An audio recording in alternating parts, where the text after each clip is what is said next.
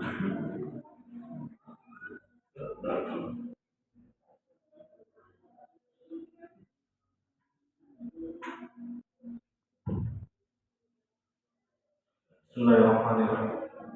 Assalamualaikum warahmatullahi wabarakatuh.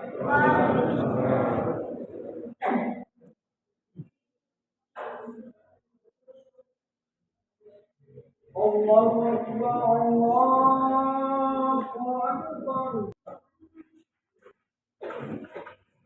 Innal hamdalillah nahmaduhu wa nasta'inuhu wa nastaghfiruh wa na'udzu billahi min shururi anfusina wa sayyiati a'malina. May yahdihillahu fala mudilla lahu wa may yudlil fala hadiya lahu. Asyhadu an la ilaha illallah wa asyhadu anna Muhammadan abduhu wa rasuluh. Allahumma shalli ala Muhammadin wa ala alihi wa sahbihi ajma'in. Fa ya ibadallah, ittaqullah haqqa tuqatih wa la tamutunna illa wa antum muslimun. Faqala Allah Ta'ala fi kitabihil karim wa huwa asdaqul qa'ilin. A'udzu billahi minasy syaithanir rajim. Ya ayyuhalladzina amanu kutiba 'alaikumus shiyam kama kutiba 'alal ladzina min qablikum la'allakum tattaqun. Ma'asyiral muslimin, jamaah Jumat rahimakumullah. Kembali kita panjatkan puji syukur kita kepada Allah Subhanahu wa taala, di mana pada siang yang berkah ini, di Jumat pertama di bulan Syawal, Allah Subhanahu wa taala memberikan kita begitu banyak sekali nikmat, sehingga setelah kita diberikan umur yang panjang, melewati 1 bulan penuh untuk menunaikan ibadah puasa dan amalan-amalan lainnya, dan kita telah berada di bulan Syawal.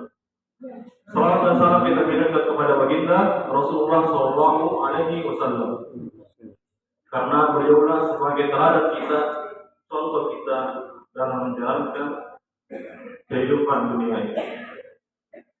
Masyaallah muslimin rahimahumullah, selaku khatib kami tidak bosannya mengingatkan kepada diri pribadi kami dan kepada jemaah sekalian untuk senantiasa kita sama-sama meningkatkan iman dan takwa kita kepada Allah Subhanahu wa taala, karena dengan takwa itulah yang akan nanti menyelamatkan kita dari Allah Subhanahu wa taala.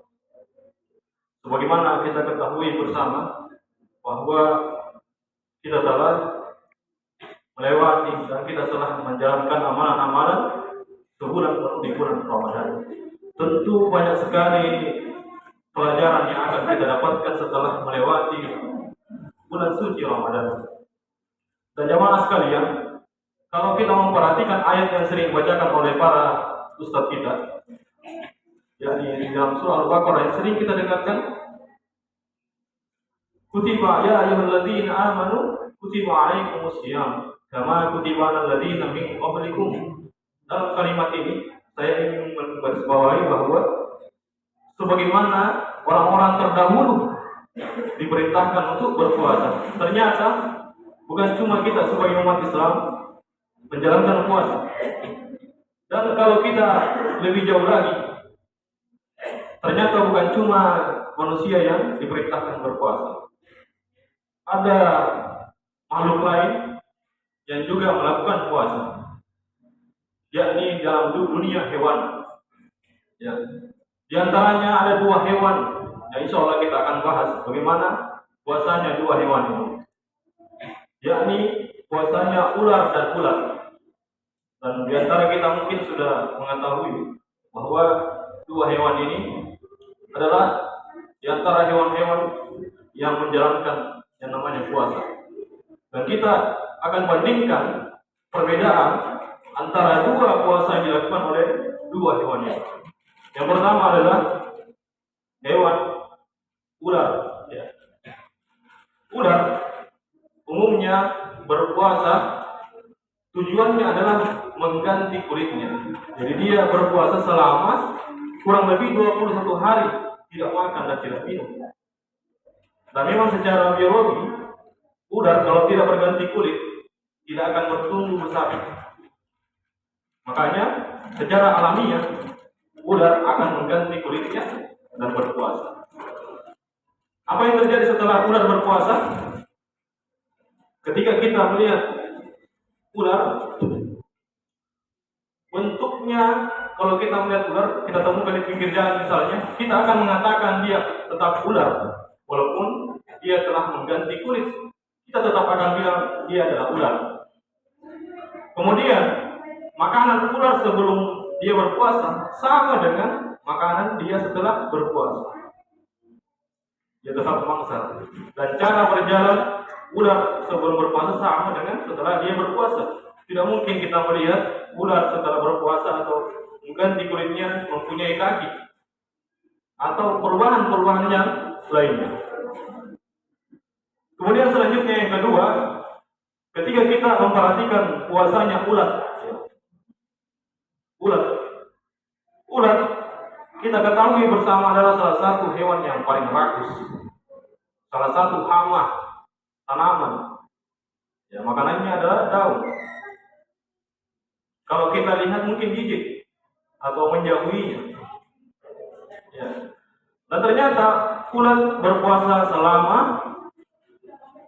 sekitar 14 sampai 16 hari pada umumnya. Dan akan berubah menjadi kepompong selama dia berpuasa, tidak makan dan tidak minum. Dan apa yang terjadi setelah berpuasa? Ular akan berganti bentuk. Dia akan mempunyai sayap dan namanya bukan lagi ulat, tapi menjadi kupu-kupu. Yang dulunya dia berjalan dengan cara merayap, dan kemudian dia mempunyai sayap, dan kemudian dia terbang. Yang sebelumnya dia adalah hama tanaman, dan ternyata makanan ulat setelah dia berubah menjadi kupu-kupu adalah nektar atau sari madu di tanaman. Dan bukan cuma itu jamaah sekalian, ternyata kupu-kupu juga turut membantu dalam menyerbukan tanaman. Artinya mempunyai manfaat sebelum dia berubah menjadi kupu-kupu. Dan begitu pun ketika kita memperhatikan kupu-kupu yang cantik, maka kita akan mendekatinya. Beda dari sebelumnya ketika sebelum dia menjadi kupu-kupu yang kita jauhi karena mungkin gini.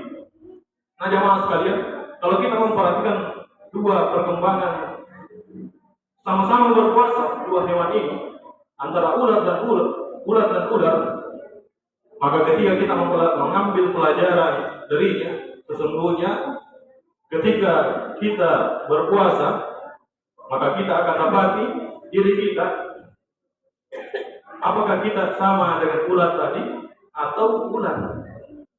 Apakah kebiasaan-kebiasaan kita sebelum Ramadan, sebelum kita berpuasa sama dengan setelah berpuasa?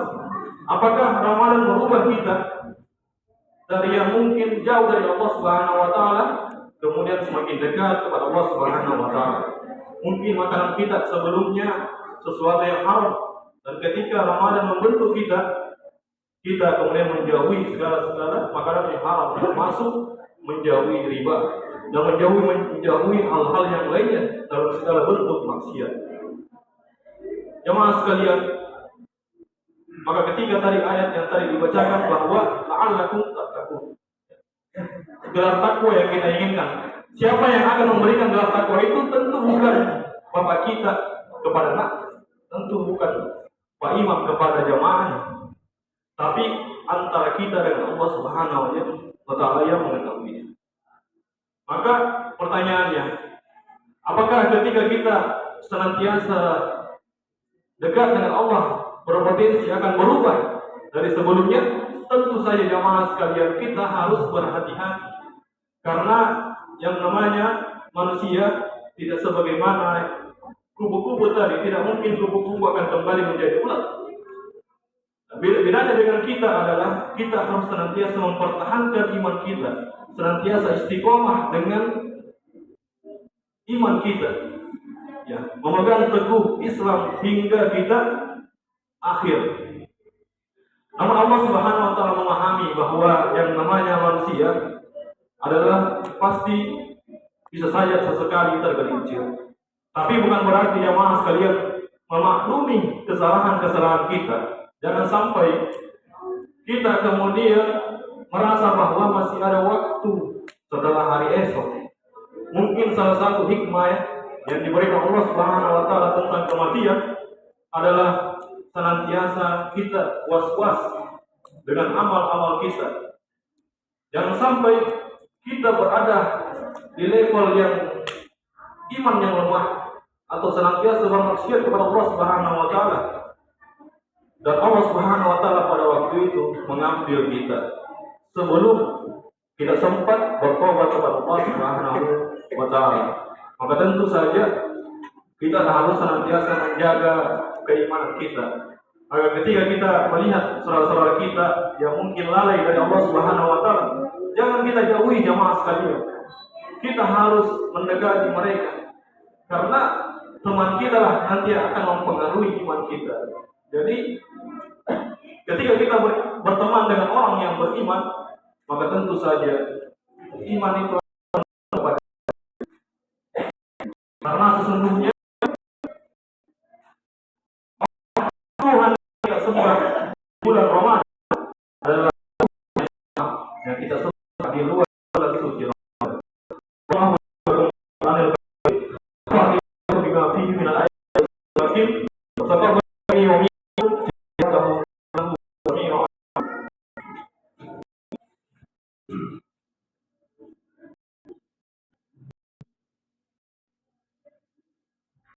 Innal hamdalillah nahmaduhu wa nasta'inuhu wa nastaghfiruh wa na'udzu billahi min shururi anfusina wa sayyiati a'malina.